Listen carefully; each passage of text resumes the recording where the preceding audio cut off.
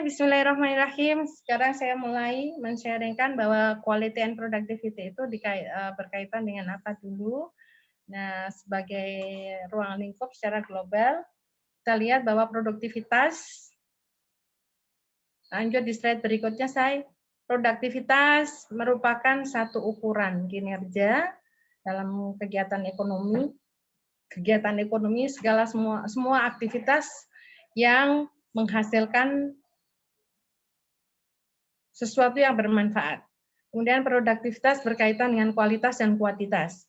Jenenge produktivitas itu produktif berarti bagaimana yang tadi saya bilang bahwa menghasilkan sesuatu di mana ukurannya adalah output itu harus lebih besar dari inputnya. Apa saja inputnya? Ya semua sumber daya yang diperlukan. Lanjut, Mbak.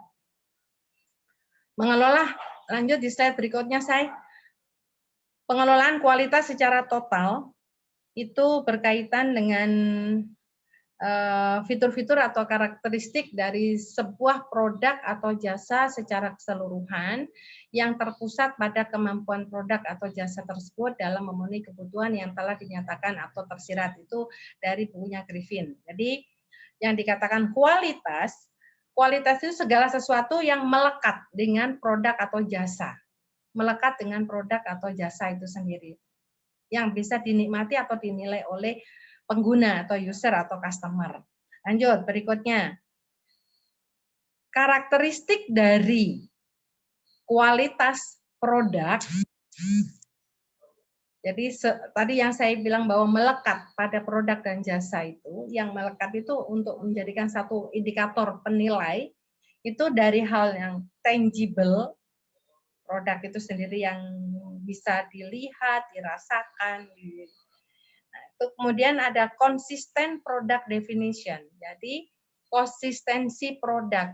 Nah, banyak dari UKM terutama atau produk-produk yang sifatnya startup itu sering kurang memperhatikan poin dari karakteristik dari produk itu sendiri yang bisa dinilai. Dari konsistensi produk itu sendiri yang belum terwujud. Makanya kami yang tergabung dari komunitas juga memantau poin dari konsistensi produk itu.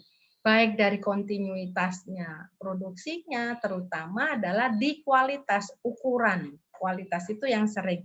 Kalau seandainya perusahaan-perusahaan yang sudah go public atau perusahaan-perusahaan yang sudah eksis, dia punya ukuran konsistensi dari satu produk itu sendiri. Bagi pelaku-pelaku usaha pemula atau startup itu perlu yang poin yang kedua terutamanya.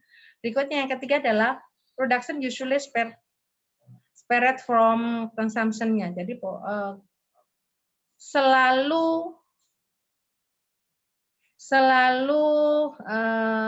apa ya? Poin-poin yang dilakukan poin-poin yang diminta oleh user itu harus perlu diperhatikan terus-menerus. Kemudian adanya satu persediaan, kemudian low customer interaksinya, interaksi biasanya poin-poin yang ada di dalam karakteristiknya barang itu seperti itu.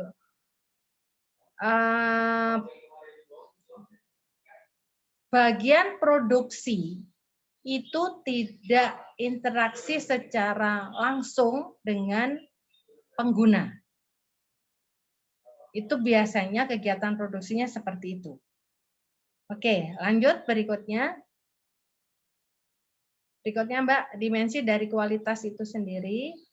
Nah, di sana ada beberapa kinerja karakteristik operasi satu produk, kemudian fitur-fiturnya, keandalan, konformasnya.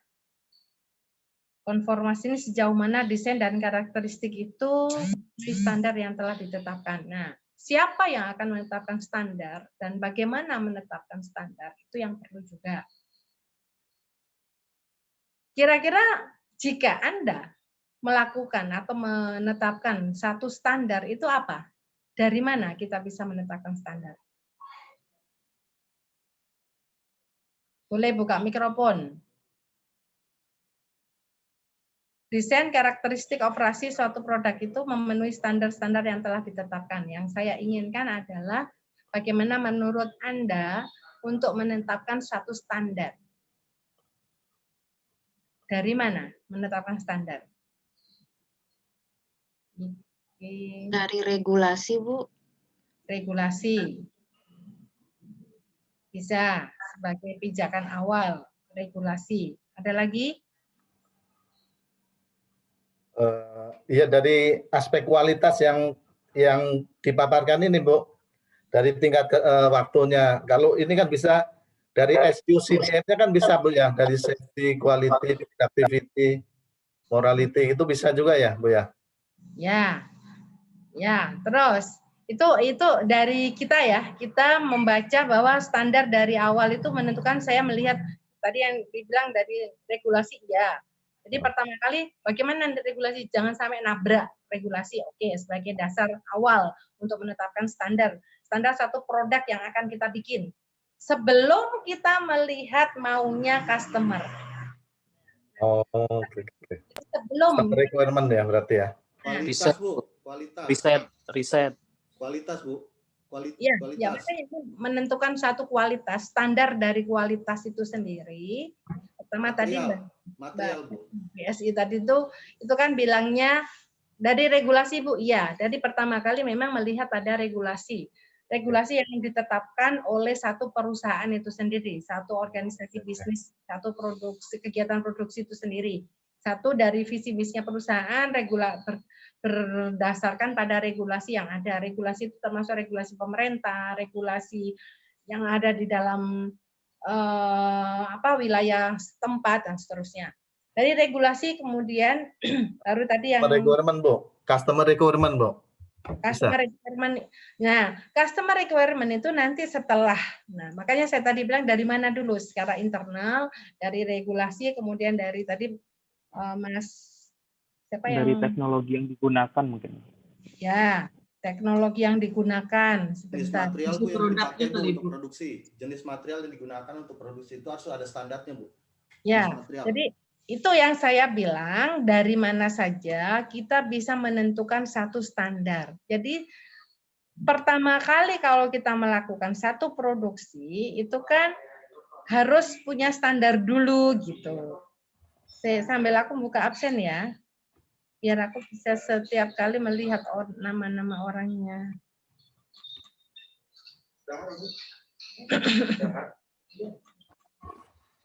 Enggak nih.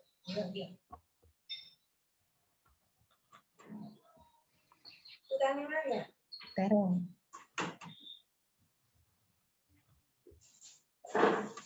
Bentar, sambil aku melihat absennya biar. Nah, kalau gini kan enak. Siapa yang ngomong? Yes.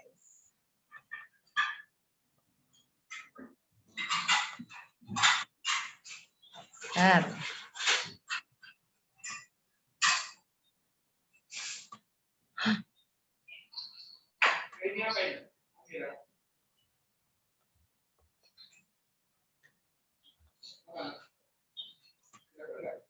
Cucuku kalau pagi itu mesti absen soalnya. Jadi makanya udah yang absen dulu.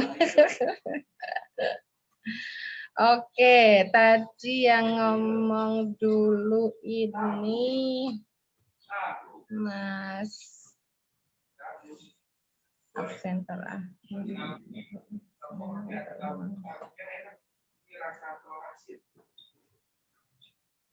Yang ngomong dulu Mbak Rosa, Bu. Iya, Mbak Rosa. Terus yang absen terakhir ini siapa sih tadi? Saya, Rohman, Bu. Yes, gitu. Yes. Atau Pak Ali. Itu tadi.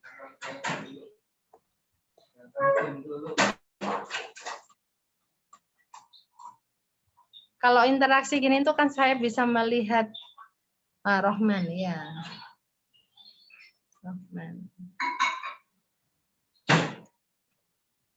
Oke. Gitu ya. Jadi bagaimana untuk mengukur satu kualitas, memang diawali kualitas itu memang maunya kadang-kadang yang menilai kan customer, customer atau pengguna kalau misalnya dalam satu proses biasanya kan masuk ke bagian-bagian berikutnya sebagai usernya dari hasil produk kita itu kan berarti kan pengguna berikutnya. Nah sebelum pengguna atau customer kita yang harus menentukan di awal itu dasar menentukan standar apa? Karena apa? Untuk menyatakan salah dan jelek dan bagusnya itu adalah dari standar. Nah, sebelum kita berkata satu produk harus berkualitas, maka di sini harus ada standar dulu. Nah, menentukan standar di dalam diri kita sendiri, di dalam satu internal produksi itu sendiri, apa yang saya katakan tadi. Kalau pendapat Bu, mengatakan kualitas diawali dari standar tadi. Nah, untuk menentukan standar, makanya tadi kan saya bilang di awal kan ada fitur-fiturnya, karakteristik dari produk itu sendiri, ada fitur dan seterusnya itu. Berikutnya ini sebagai pedoman atau pegangan menentukan standar. Standar pertama dari Mbak Rosa tadi bilangnya adalah dari kebijakan atau regulasi itu sebagai dasar awal, kemudian baru menentukan apa saja ada teknologinya, ada seterusnya. Itu ya. Ya Bu.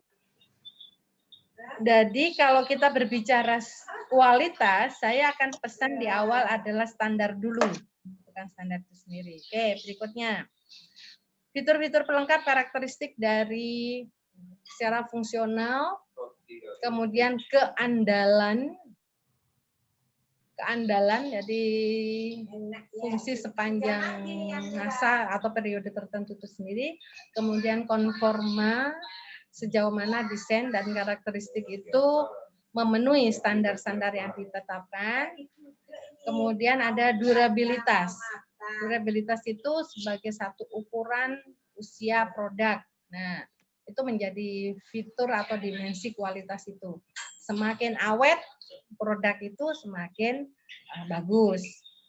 Nah, kemudian kemudahan servis. Kemudahan servis itu adalah makanya perlu ada tanggap after sale dan seterusnya. Itu kan kemudahan servisnya itu perlu.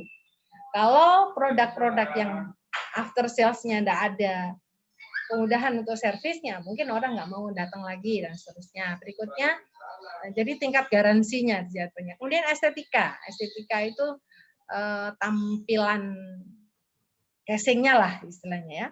Kemudian kualitas yang dirasakan, yaitu kualitas menurut pandangan dari konsumen. Ini yang terakhir. Jadi sebelum-sebelumnya ya memang dari awal itu 1, 2, 3, 4, 5, 6, 7 itu perlu ditetapkan dulu sebagai standar. Oke, lanjut. Menurut Garvin, lanjut Mbak slide berikutnya. Menurut Garvin, apa dimensi dari kualitas itu sendiri? Hampir sama dengan itu tadi, bahwa fitur-fiturnya apalagi performa, fitur, reliability, conformance, kemudian durability-nya, kemudian serviceability, estetik, dan perceived quality. Sama ya, 1, 2, 3, 4, 5, 6, 7, 8 dimensi. Tolong ini akan menjadi satu pedoman awal dalam menentukan kualitas. Berikutnya lanjut. Lanjut Mbak Rosa, slide berikutnya. Nah, itu sama kan, 8 dimensi. Terus lanjut berikutnya karakteristik of service. Lanjut, karakteristik of service. Oh iya, bentar Bu. Ya. Internetnya Enggak apa-apa. Bu. Ini Bu. Ya, enggak apa-apa. Masing-masing dari teman-teman Anda kan juga sudah buka ya. Harapan saya begitu. Kemudian intangible satu produk itu hampir sama ya untuk produk ini yang untuk jasa, karakteristik jasa. Karakteristik jasa intangible, kalau tadi produk adalah yang tangible, sekarang yang intangible. Produce dan consumes dalam setiap waktu, Jadi kontinuitasnya, kemudian keunikan dari satu produk. Nah, keunikan dari produk atau jasa ini, kalau jasa sangat diperhatikan untuk uniknya. Artinya yang bisa membedakan dengan yang lain. Entah itu di pelayanan karena ada tambah wifi aja, itu sudah membedakan dengan yang lain. Oh, itulah keunikan. Nah, satu hal lagi. Kalau kita mempunyai satu produk atau jasa, di mana letak keunikan itu kita bisa pegang. Syukur-syukur unik produk, unik item, unik jasa ini yang tidak bisa dimiliki oleh atau sulit dimiliki oleh kompetitor. Itu penting. Jadi saya kasih tahu aja sebagai salah satunya, saya dulu di tahun 99 sampai tahun dari tahun 98 99 sampai tahun sekitar 10 tahunan ya. Sampai tahun 2010-an deh. Saya di rumah ini ada Internasional Mental Aritmatika. Sebetulnya saya punya lembaga, saya punya salah satu usaha itu garasi rumah ini yang jadi sekolahan. Jadi di garasi ini aja muridnya dulu sampai 72 anak. Tapi memang punya kelas-kelas kan yang satu hari bisa 4 kelas ya. Satu hari bisa 4 kelas, seminggu 2 kali. Nah, itu sudah banyak kelas sampai siswanya itu ada 72. Nah, poin yang ingin saya katakan adalah di tingkat unique value-nya. Internasional Mental Aritmatika itu dengan menggunakan sempoa. Teknik yang diberikan, yang disampaikan untuk ke anak-anak itu, begitu ada lembaga-lembaga yang lain yang bermunculan. Internasional Mental Aritmatika ini memang relatif mahal di kelasnya, ya di kelasnya. Jadi apa sih ukuran mahal? Ya, mahal itu sangat relatif, tapi saya bilang ukuran mahal di kelasnya. Saya bisa mempertahankan dari mananya karena tingkat uniknya. Ini kan jasa. Memberikan pelayanan pendidikan itu, pendidikan ini kan jasa. Yang dibeli sama orang itu salah satunya adalah setelah manfaat, kemudian unique value-nya, nilai keunikannya itu yang memberikan including terhadap manfaat juga. Nah, poinnya adalah gimana unique value ini tidak dimiliki oleh orang lain. Karena jasa itu sangat mudah ditiru, sangat mudah diikuti oleh kompetitor-kompetitor. Nah, ini salah satunya karakteristik dari karakteristik of service di jasa itu adalah keunikannya. Apa sih keunikannya? Sama-sama mental aritmatika pakai sempoa, sama-sama menghitung. Nah, yang dimiliki oleh International Mental Aritmatika atau IMA ini itu adalah konsistensinya, sistematikanya lebih sistematis, kemudian dia punya ukuran waktu. Nah, kalau kompetitor-kompetitor yang lain atau biasanya saya meyakinkan kepada para orang tua, boleh Bapak Ibu memilih lembaga-lembaga yang baru-baru yang lainnya dengan harga yang mungkin sepertiga bahkan seperempat dari IMA itu sendiri. Tetapi boleh berkompetisi lah hasil dari siswa yang anak putra-putri ibu, saya bilang begitu. Nah, ternyata suatu saat saya hampir tiap 4 bulan atau 6 bulan sekali saya bikin kompetisi terbuka.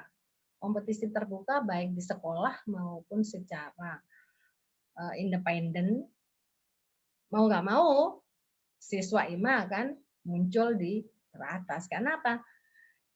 Termasuk dari, sebetulnya tujuan saya mempunyai Internasional Mental Aritmatika itu dulu adalah untuk memfasilitasi anak. Putra-putri saya masih kecil. Waktu itu, biar saya kerja, tapi anak-anak bisa belajar nggak jauh ya di rumah sendiri, sehingga ada guru yang datang ya manajemennya manajemen dari pusat. Saya kan buka tempatnya aja kan. Jadi saya manajemen terpusat, ini buka cabangnya, tujuan memfasilitasi anak, dampaknya ke anak-anaknya tetangga dan anaknya orang lain. Alhamdulillah manfaatnya banyak. Dan dari internasional matematika termasuk di anak saya itu terasa sekali dampaknya ke kekuatan menghafal, kekuatan inovasinya itu lebih tinggi. Itu ya tentang unik dari kalau produk jasa itu. Kemudian berikutnya high customer interaction. Nah, tadi bedanya dengan produk. Kalau produk tidak ada interaksi antara produsen dengan customer. Di produk itu mengalir.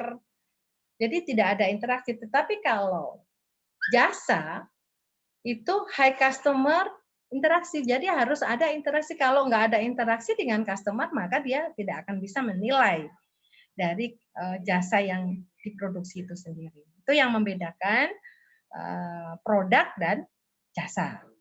Kemudian inconsistent product definition. Kalau produk harus ada konsistensi, standarnya ya segitu, begitu beda akan menjadi faktor yang masalah. Tetapi kalau jasa, inconsistent product itu bisa menjadi satu keunikan tersendiri. Jadi ada variasi. Oh, sekarang pelayanan begini, besoknya akan berubah untuk meningkatkan kepuasan dari konsumen, ada perbedaan. Tapi kalau produk nggak bisa, ya. Itu yang membedakan. Jadi beberapa poin yang sangat berbeda dengan produk. Tadi produk tadi tangible-nya, service adalah intangible-nya. Kemudian produksi dan konsumsi itu bersamaan.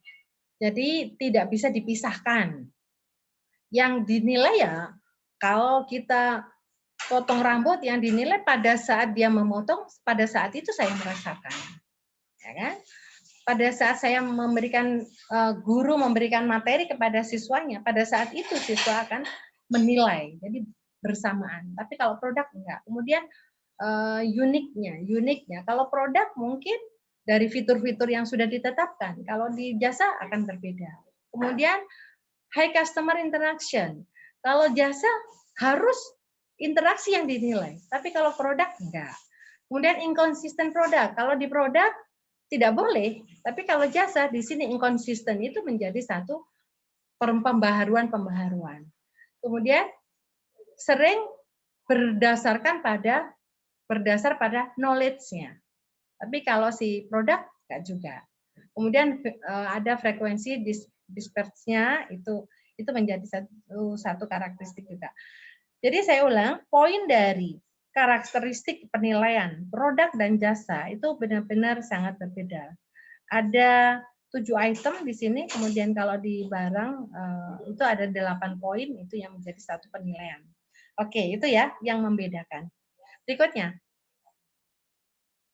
Slide berikutnya, why we need quality. Mengapa kita mengapa kita membutuhkan kualitas itu sendiri? Jadi high product quality, kemudian berikutnya ada di proses quality-nya. Jadi di pertama dari kualitas produk yang bagus, kemudian kita bisa juga menilai dari proses itu sendiri, dari sistemnya, mesin performanya, human resource-nya, kemudian, nah itulah yang perlu kita manage, membutuhkan manajemen quality itu sendiri, baik di proses untuk mendapatkan hasil produk yang berkualitas. Oke, lanjut berikutnya. Bagaimana kita mendapatkan atau bisa mendapatkan kualitas itu sendiri? Mengapa kita memerlukan kualitas? Makanya di situ untuk bisa mendapatkan kualitas kita harus selalu improve to quality. Bagaimana improve quality? Nah, di situ ada sales change dan reduce cost. Jadi meningkatkan pasar, respon dari pasar maunya customer ya. Kemudian jumlah produk yang terus terjual meningkat, kemudian kepuasan dari konsumen. Itu yang perlu ditingkatkan dalam proses kualitas itu sendiri. Berikutnya adalah tidak kalah pentingnya adalah reduce cost. Karena reduce cost itu adalah bagaimana kita bisa meminimais biaya. Itu untuk bisa mendapatkan profit yang bisa meningkat. Tidak bisa salah satunya sales gain, tapi reduce cost-nya nggak dipertimbangkan. Oh, jor-joran biaya ya, bangkrut juga, kan? Makanya itu dua-duanya menjadi satu poin untuk mendapatkan kualitas di produk yang kita hasilkan. Lanjut, Mbak, boleh? Nah, itu beberapa apa yang dikatakan dengan kualitas. Itu dari Crosby, dari Juren. Kalau ada Vegan Boom, kalau dikatakan dengan apa ya, kualitas itu ada Deming dan Juren. Juren itu adalah bapak kualitas, boleh dikatakan sebagai bapak kualitas juga itu. Deming, Juren itu bapak kualitas. Artinya dasar menilai satu kualitas itu dari mereka. Lanjut. Slide berikutnya, kualitas. Nah, kualitas itu harus punya yang dikatakan dengan high kualitas itu ada punya garansi, kemudian yang dikatakan kualitas itu biasanya excellent, good, average. Nah, yang poor-nya dicoret, nggak usah pakai di situ. Lanjut. Ini adalah penilaian dari kualitas seperti yang ada di slide sebelumnya. Ada konsistensi, lanjut berikutnya. Compliant, legal, kemudian adanya ekspektasi dari customer itu sendiri. Apa yang dikatakan ekspektasi di situ? Antara harapan dengan kenyataan harus mempunyai satu kesatuan. Nah, lanjut berikutnya perspektif dari kualitas itu sendiri. Ada perspektif customer, ada perspektif dari customer, apa yang dimauin customer. Resident product base itu adalah dari customer karena dia yang pemakai, pengguna yang bisa merasakan. Nah, customer ini, apa yang dimaui customer ini diperlukan oleh marketer. Marketer harus paham maunya customer. Dari marketer menyampaikan ke dalam, oh maunya customer itu ini. Buatlah desain produknya sesuai dengan maunya customer. Kemudian dari desain itu baru di manufacture untuk mengolah dari satu produk itu sendiri, baru kemudian diberikan juga kepada distributor, distribution dirasakan lagi oleh customer. Terus itulah menjadi satu siklusnya produk yang dilihat oleh customer. Jadi siklus atau information flow-nya seperti itu. Kalau di yang garis lurus itu adalah alur produknya. Dari manufacture dilakukan distribusi ke konsumen memberikan feedback melalui marketer menyampaikan ke desainnya akan menyampaikan kepada manufacturer, pada pabrikan untuk memproduksi sesuai maunya customer.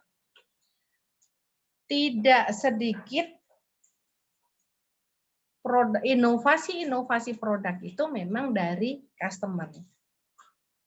Inovasi produk yang dimiliki oleh produsen itu bermula juga dari customer, juga dari kompetitor, juga dari teknologi, perkembangan teknologi, dan dari siapa lagi ya? Yang paling utama kan customer, kemudian kompetitor, kemudian perkembangan teknologi. Itu yang utama. Sebenarnya ada beberapa sih, masih ada 6 poin yang mempengaruhi inovasi suatu produk. Oke, lanjut. Masih ke definisi mutu. Itu ada ISO. yang memberikan satu kriteria dari satu kualitas itu sendiri. ISO 9000, ISO 2000 itu bisa mendefinisikan kualitas seperti itu. Kemudian dari SNI juga mendefinisikan mutu tentang derajat yang dicapai oleh karakteristik produk. Lanjut. Nah, ini yang tadi sudah kita bahas sebetulnya sama ya, tangible, reliability, responsiveness, competence. Nah, ini ya kalau misalnya Anda mau melakukan satu riset atau nanti di tesis, fitur-fitur atau dimensi-dimensi dari kualitas itu ukuran-ukurannya adalah sebagai berikut ya, tangible, reliability, dan seterusnya.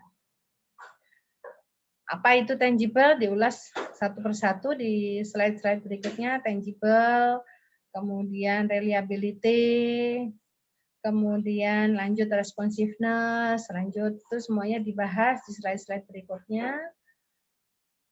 Responsiveness, kemudian competence itu terus lanjut Mbak.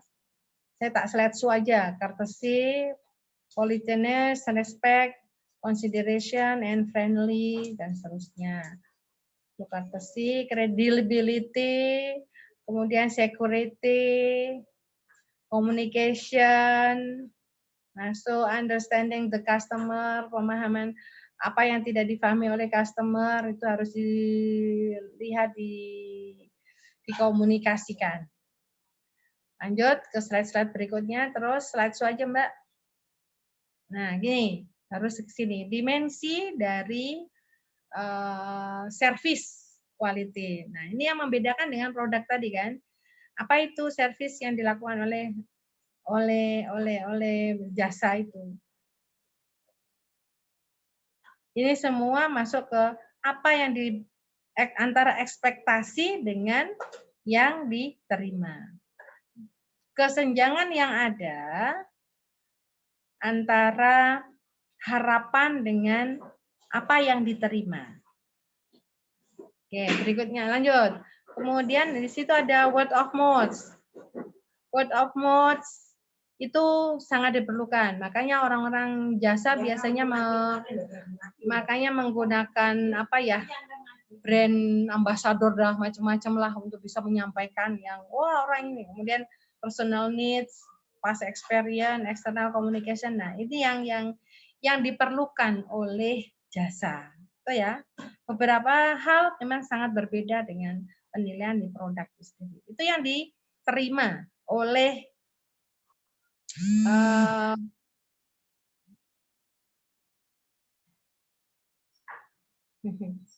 itu yang diterima oleh kualitas jasa itu sendiri. Lanjut, Mbak. Nah,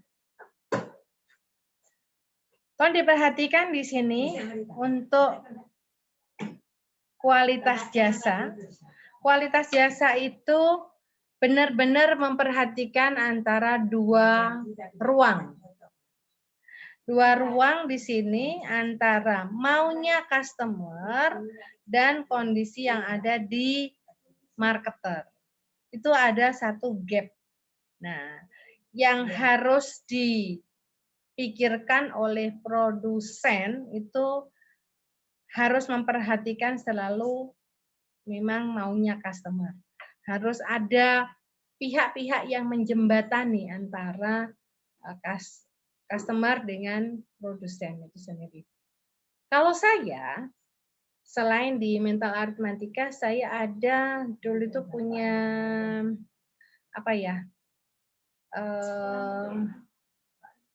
lembaga training sih sebetulnya. Lembaga training maunya customer itu apa?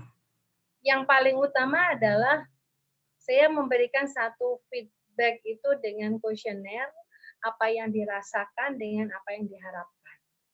Dari kuesioner itu sebagai feedback bagi saya untuk memberikan satu inovasi dan perbaikan-perbaikan berikutnya.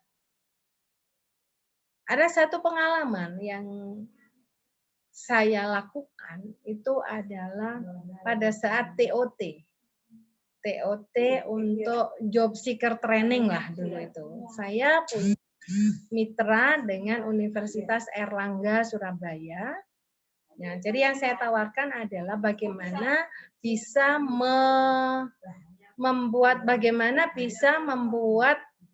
mahasiswa atau alumni itu bisa terserap habis di masyarakat baik secara dependen maupun independen. Nah, waktu itu saya berikan secara TOT, jadi masing-masing fakultas mengirimkan perwakilannya. Kemudian saya berikan itu selama 4 hari 3 malam lah dikatakan ya. Nah, apa yang saya berikan situ feedbacknya, apa yang dimauin mereka, dan surprise bagi saya dia memberikan excellent, tidak hanya cukup di satu kuesioner itu, tapi pada saat periode berikutnya, mungkin 3 bulan, 4 bulan berikutnya saya komunikasi dengan mereka, apa yang mereka rasakan setelah diterapkan, wah itu bagi saya adalah kepuasan tersendiri. Karena apa yang saya sharingkan itu begitu diimplementasikan, benar-benar memberikan perubahan yang signifikan. Itulah kepuasan tersendiri bagi saya waktu itu. Nah, ditanya kenapa Bu sekarang nggak diteruskan, itu banyak hal deh. Ya. Oke, lanjut. Stage of quality development, bagaimana pengembangan, tahapan-tahapan pengembangan dan kualitas itu sendiri diawali dari inspeksi, kemudian quality control, quality assurance, dan baru terakhir adalah total quality manajemennya. Itulah tahapan dalam mengembangkan satu kualitas itu sendiri. Berikutnya, selain tahapan ini, yang sering dilakukan biasanya nanti menggunakan tesis akan banyak melakukan seperti ini. PDCA. PDCA-nya ini dipakai untuk mengembangkan salah satu model dari si HATS ini, model PDCA itu yang dikembangkan. Jadi plan merencanakan bagaimana membuat satu improvement, kemudian mengimplementasikan, mengerjakan apa yang dikerjakan, lalu dilakukan pengecekan, dan yang terakhir pada saat action, nah implementasinya tetap dibandingkan dengan rencana. Perencanaan bisa dikatakan selesai kalau aplikasi atau implementasinya bisa terwujud seperti apa yang diharapkan dalam tujuan plan itu sendiri. Lanjut. Nah, ini nanti yang akan banyak digunakan juga 7 tools control. Nah, dalam membuat tesis nantinya, apakah 7 tools ini akan dipakai semuanya? Boleh iya, boleh tidak. Tetapi tetap dalam melakukan, termasuk di implementasi di perusahaan atau di lembaga-lembaga bisnis, 7 tools ini apakah semuanya dipakai? Enggak selalu. Kalau mau dipakai semuanya, boleh. Nah, kalau membuat satu tesis nanti Anda sudah menyatakan adanya 7 tools dalam kajian teori, tetapi yang dipakai kok cuma 3, nggak apa-apa, lakukan di situ ada stretching dan ada batasan bahwa pengelolaan atau penilaian dari kualitas di sini menggunakan 3 item dari 7 tools yang tersedia. Misalnya begitu, itu perlu diketahui. Biasanya sih mereka banyak menggunakan cause and effect diagram. Cause and effect diagram bisa menggunakan respon analisis nantinya, kemudian menggunakan flowchart, checklist, dan control chart. Control chart ini juga nanti akan banyak variasinya. Control chart mau pakai control chart yang mana? Nah, kalau di tadi yang ada perusahaan kaca pakai control chart yang mana? X bar chart kah? P chart, C chart. Nah, itu akan mempunyai indikasi-indikasi tersendiri. Control chart yang mana yang dipakai. Kemudian diagram scatter, nah itu adalah sebaran dari control chart, itu bisa menyambung kan. Kemudian ada Pareto dan ada histogram. Itu ya. Jadi saya boleh, Bu? Ya, boleh silakan. Bu, kan gini, saya kan yang mikrofonnya didekatkan. Gini Bu, saya kan pernah Ibu tadi kan nerangkan bahwa kita harus persiapkan dari sekarang. Ya, Benar itu Bu, saya kemarin Senin sudah mencoba menanyakan ke teman saya yang di bagian produksi, apakah intinya gini Bu, boleh nggak saya di proses produksi itu ada masalah. Nah masalahnya itu sampai saat ini belum terpecahkan. Boleh nggak saya ambil, bagus nggak sih ya Bu kalau kita ambil masalah itu untuk penelitian kita? Itu Bu. Terima kasih. Bagus begitu.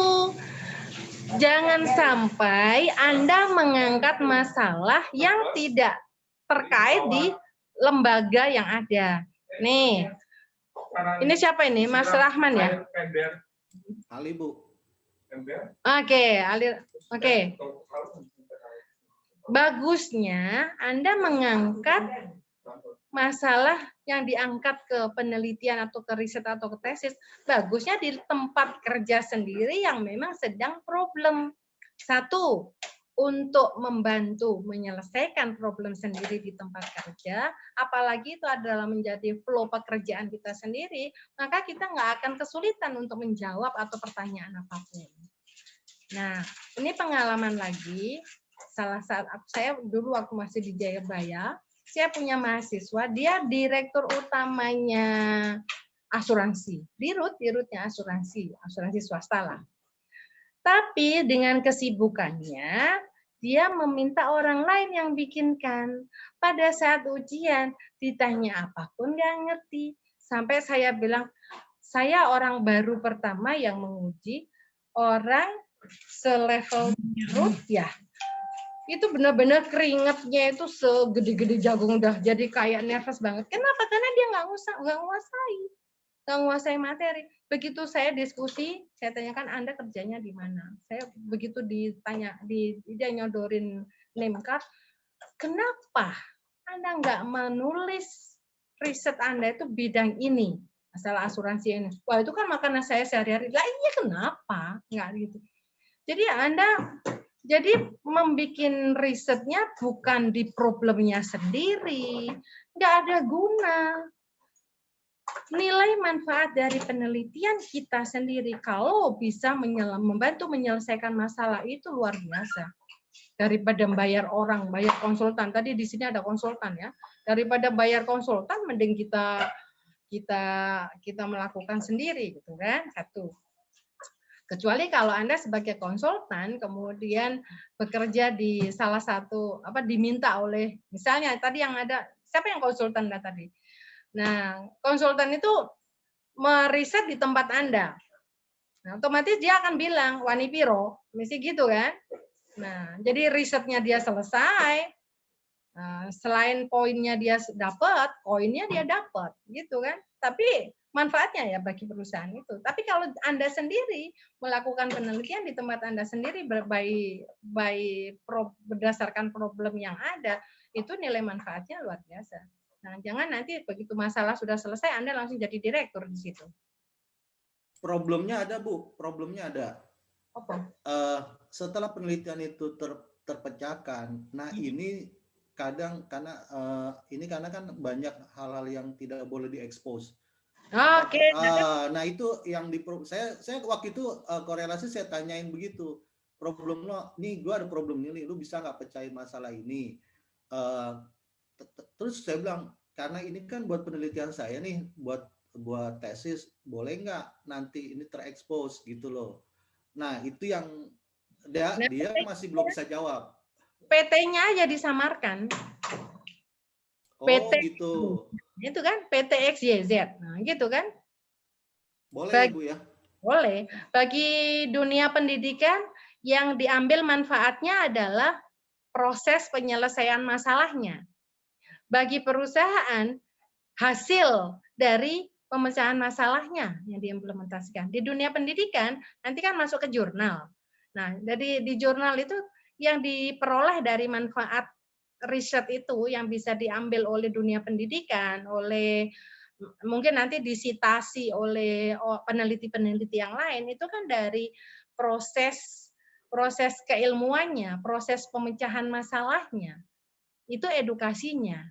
Tetapi bagi lembaga, bagi perusahaan, hasil dari proses penyelesaian masalah itu nggak masalah. oke-oke aja. Jadi nanti Anda bisa bilang ke direktur di tempat Anda bekerja bahwa ini kami akan mensamarkan dari PT-nya. Bagi PT mendapatkan manfaat, apalagi dari tesis kan sudah diujikan. Nah, dari ujian tesis itu kan ada beberapa masukan. Nah, kan bagi perusahaan, bagi lembaga, itu mendapatkan ilmu dari luar untuk menyelesaikan masalah di situ. Bagi perusahaan sangat bermanfaat hasilnya, kan? Tapi bagi dunia, terus apalagi Anda sebagai periset di situ, perusahaan tidak mengeluarkan uang, tapi bisa menyelesaikan masalah, gitu kan? Nah, kalau membayar konsultan sudah bicara wanipiro nanti kan.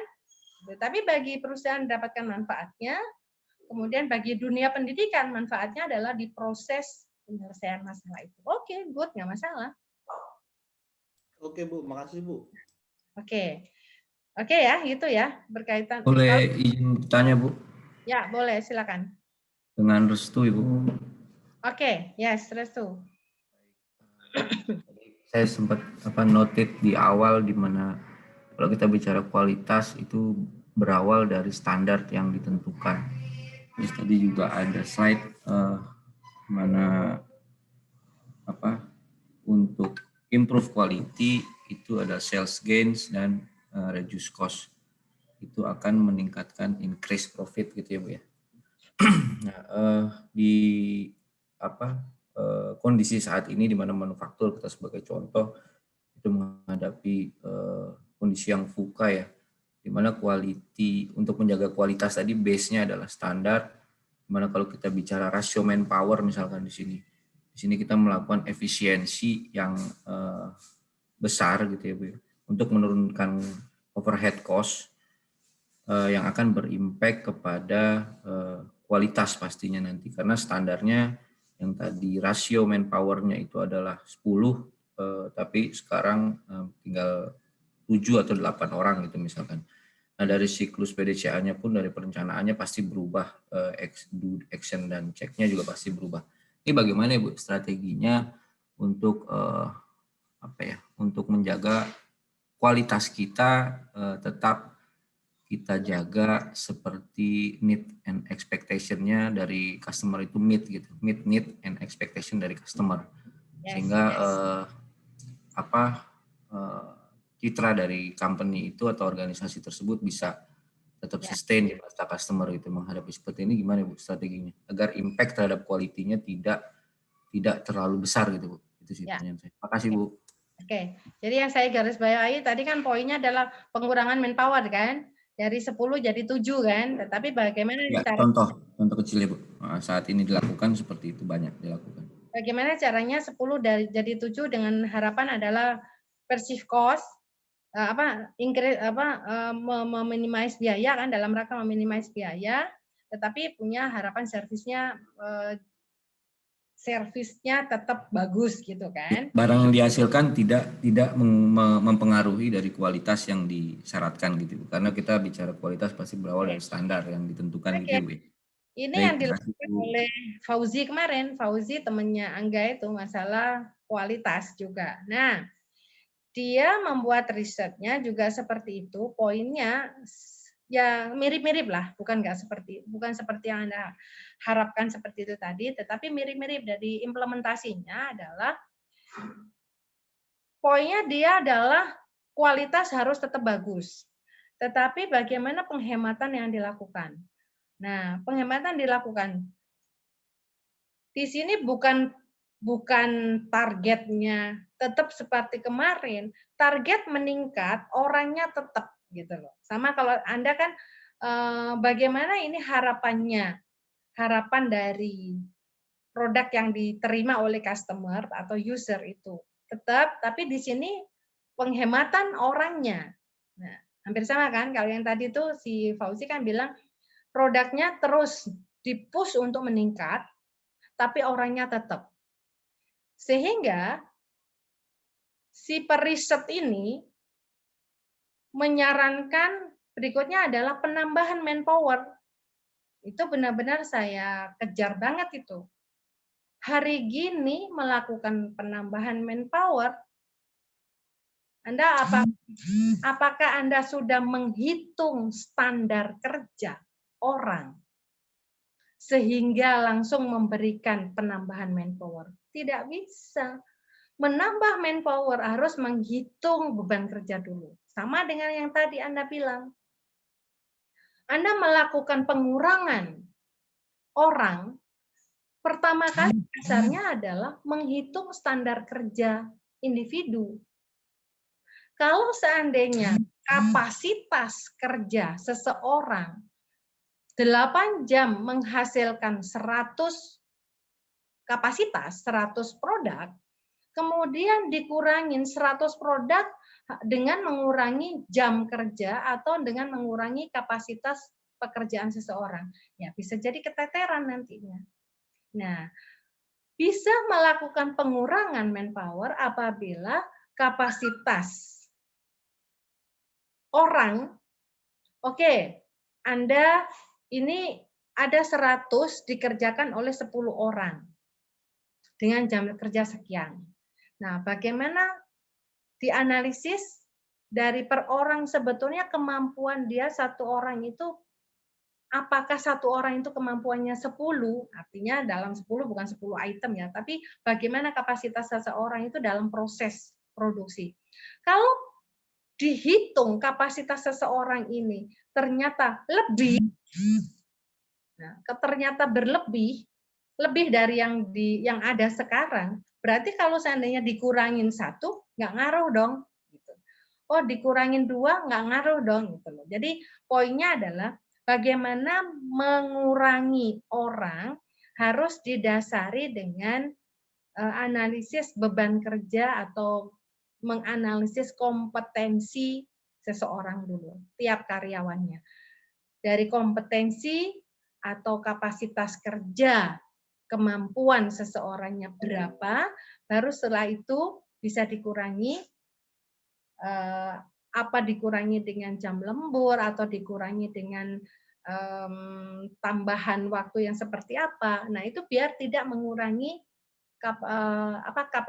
tidak mengurangi produk akhirnya, gitu loh maksudnya. Jadi pertama kali adalah cek kapasitas orangnya dulu, kemampuan dan keahlian masing-masing orang, baru bisa mengambil keputusan untuk mengurangi atau tidak. Itu. Sedangkan untuk proses bagaimana kualitas akan tetap, ikutin stage yang ada. Tahapan-tahapan yang sudah ditetapkan. Kalau misalnya tahapan-tahapan, apakah tahapan itu adalah given? Enggak juga.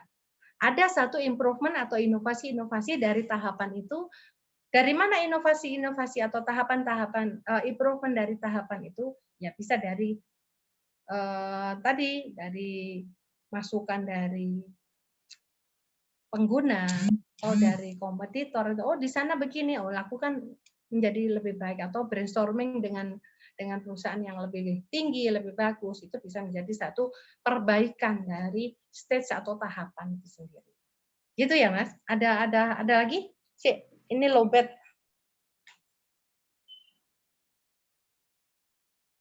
Lagi yang ditanyakan?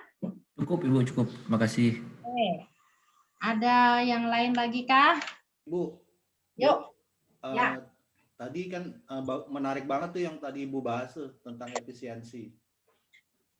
Ya. Di kami itu tidak mengurangi karyawannya sih Bu, cuman kita efisiensi karyawan itu diajak untuk berpikir bagaimana kita meningkatkan produktivitas dan kualitas yang bagus, yaitu pertama dengan sumbang saran. Ya. Sumbang saran lalu larinya ke improvement. Nah, saat ini kita ada kenaikan harga gas. Harga gas cukup tinggi, produksi keramik harga di pasaran kan standar ya, apalagi dengan kondisi pandemi. Karena adanya sumbang saran dan improvement dan kita belajar kasus-kasus yang lain, akhirnya kita menggunakan cangkang kelapa sawit yang kita gunakan untuk mengurangi beban pembakaran terhadap keramik tersebut, sehingga tapi tidak mengurangi kualitas. Nah, itu yang kita lakukan itu. Itu yang kedua, tadi benar juga kita mengurangi mungkin jam lembur, Bu. Jadi lembur itu kalau tidak urgent sekali dan tidak terfokus terhadap jumlah pekerjaan yang meningkat, kita tidak izinkan lembur gitu. Jadi kita karena kalau untuk mengurangi karyawan itu apa ya, mungkin agak berat juga, Bu. Jadi kita menangani seperti itu.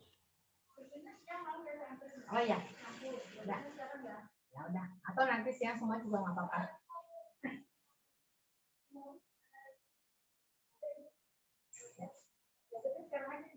Ya. Ya. Dah. Oke. Mas, benar. Jadi untuk masalah lembur kembali lagi harus dihitung. Jadi menghitung dengan kapasitas orang dengan baik kapasitas baik berdasarkan kemampuan dan skillnya itu dihitung benar-benar gimana caranya si manajer atau owner itu istilahnya dipres gitu, dipasin, benar-benar dioptimalkan gitu loh orang-orangnya. Benar-benar dioptimalkan, jadi nggak ada yang nganggur, nggak ada yang segini aja deh yang diberikan kepada perusahaan, nggak ada yang seperti itu.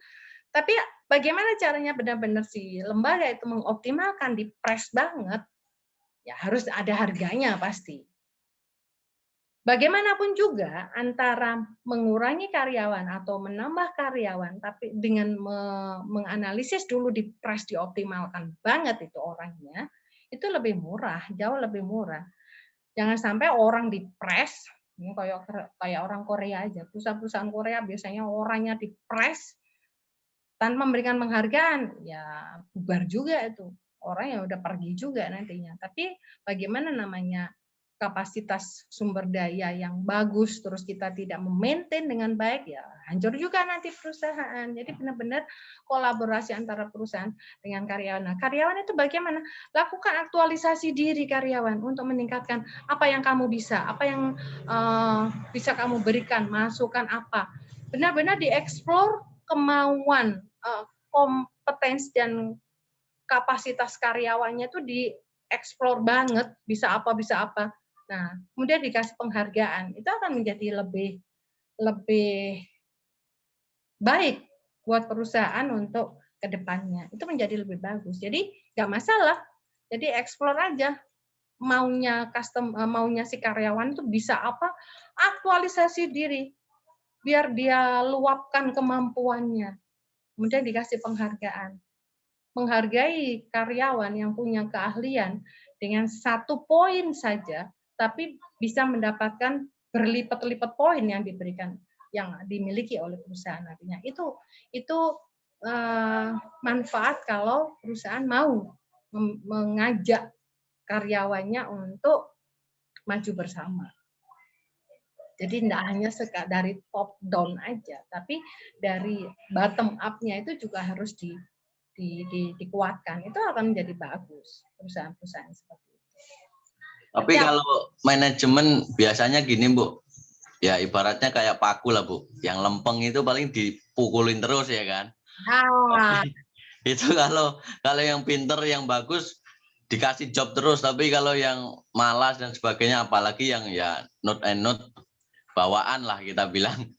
Nah, itu biasanya membuat kecemburuan. Jadi beda itu perusahaan seperti itu, apalagi di perusahaan-perusahaan pemerintahan atau instansi pemerintahan akan terjadi seperti itu. Tapi kalau perusahaan swasta akan punya nilai yang berbeda. Apalagi kalau perusahaan swastanya benar-benar dia tidak ada like and dislike-nya, tapi fokus pada hasil akan berbeda. Gitu ya.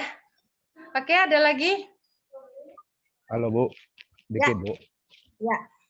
Iya, saya kira juga kalau untuk efisiensi mungkin kita coba pernah terapkan untuk kesiapan teknologi ya. Artinya bagaimanapun nanti untuk produktivitas, saya rasa itu menyangkut ujung-ujungnya adalah profit juga gitu. Produktivitas menyangkut efisiensi itu mungkin biaya yang pada akhirnya juga kita mendapatkan sesuatu profit yang lebih gitu. Nah, yang kita coba kemarin siapkan adalah teknologi yang sudah ada, misalnya untuk cover sekian areal pabrik misalnya dengan security sekian orang, kita bisa kurangi dengan memanfaatkan teknologi CCTV misalnya. Artinya di situ juga kita sudah ada efisiensi gitu. Yang kedua, kita lihat yang selama ini kita gunakan mesin-mesin yang semi otomatis, sekarang kita gunakan yang automatic system. Artinya di situ juga produktivitas bisa naik, sementara untuk tenaga kerja juga bisa kita kurangi, yang pada akhirnya juga tenaga kerja yang ada bisa kita switch ke tempat lain gitu. Saya rasa mungkin dari situ bisa kita efisien, yang pada akhirnya juga kita bisa lebih kompetitif gitu, Bu. Ini yang mungkin ada beberapa improvement yang kita lakukan gitu. Artinya teknologi readiness-nya sudah bisa kita adopsi, tinggal implementasi kita untuk bisa mengimplementasikan teknologi itu untuk mengefisiensikan di lingkungan perusahaan kita begitu, Bu. Itu yang pernah kita lakukan gitu, Bu. Ya, oke, aku boleh ditukar anggur ini, Mbak. Mbak, ini Mbak, sama ini gantiin Reci deh, ambil ganti Reci. Ya. Saya yogurt, belanja yogurt. Oke, ya memang ujung-ujungnya nanti kan pada efisiensi pada uang ya. Ya. Nah, kemudian dengan menggunakan teknologi ya, diimbangi dengan teknologi. Katakan dengan CCTV, gitu kan? CCTV kan menggunakan tambahan teknologi. Tetap Anda kan akan menghitung biaya, tetap akan menjadi lebih murah kok. Tetap dengan menggunakan high tech juga akan lebih murah.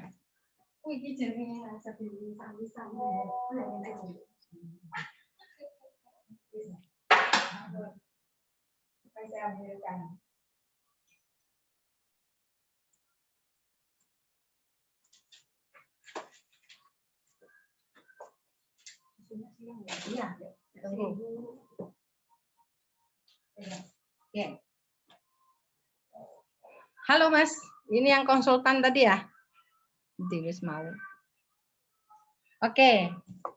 Ya, jadi tetap ya harapannya dengan menggunakan high tech, teknologi yang beda dari biasanya, misalnya kan nambah biaya, tetap ujung-ujungnya lebih murah.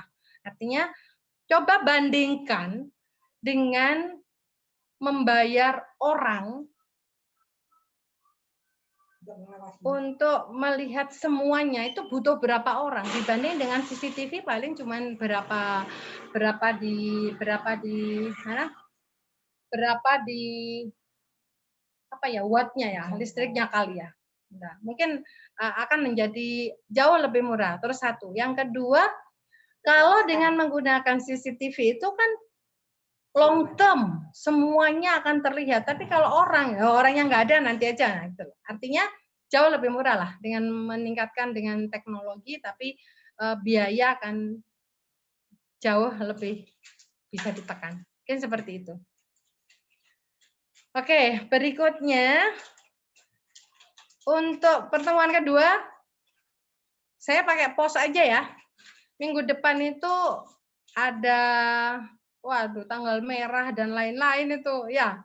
Ada kecepit. Karpetnas, Bu. Kenapa? Karpetnas. Oke, kalau kita tatap muka lagi melalui virtual nanti 2 pekan lagi ya dari sekarang ya. Nanti materi akan Setuju.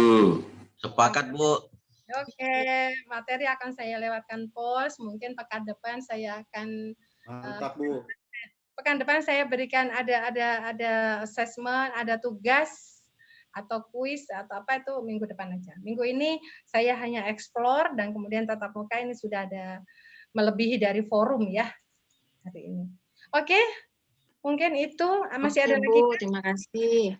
Yes, terima kasih banget Mbak siapa ini tadi? Rosa. Rosa, Bu. Ya, Mbak Rosa, terima kasih banget ya. Oke, kalau misalnya tadi ternyata misalnya nggak kesimpan apa namanya, saya tanyain satu persatu background dari masing-masing, suatu saat lagi mungkin saya akan nanyain lagi, boleh ya? Suatu saat lagi. Boleh, Bu. Ya, Boleh, Bu. ya, Bu. Itu saja. Terima kasih untuk semuanya. Mudah-mudahan Terima banyak kasih, Bu. dari pertemuan hari ini untuk menjadikan satu semangat awal dan sudah mempunyai gambaran kira-kira tesisnya juga nanti akan mengarah kemana.